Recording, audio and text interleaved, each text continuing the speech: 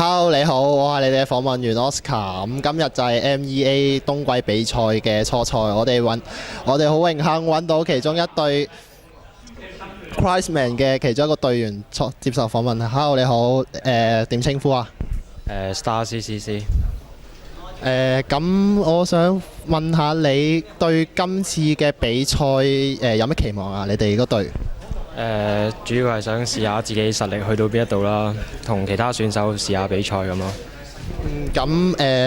今次嘅比賽嘅形式呢，係使用呢個 S4 嘅季前賽嘅模式啦。咁你哋覺得對你哋嘅比賽有冇影響，或者其他阻滯咁樣？主要影響係有，因為佢換咗新嘅裝備啊，嗰啲同埋地圖都換咗，係即係練習翻、熟悉翻咁就 OK 咯。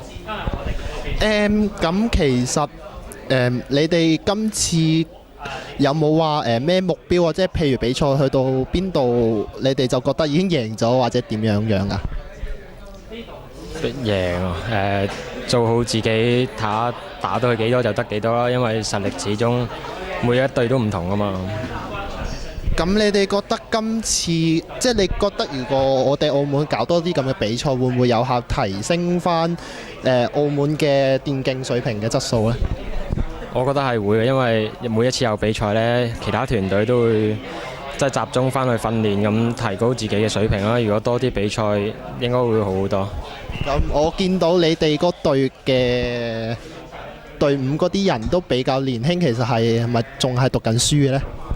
係啊，全部都係讀緊書，一齊玩啊咁啊。咁平時你哋會唔會話團練啊，或者咩嘢咁樣？一定會，只不過係即係有時時間唔啱咁，即係約嘅機會就少啲。不過有機會就最好一齊玩下，開心下咁咯。咁好啊！咁首先呢，祝你哋初賽比賽成功啦！今日好多謝晒。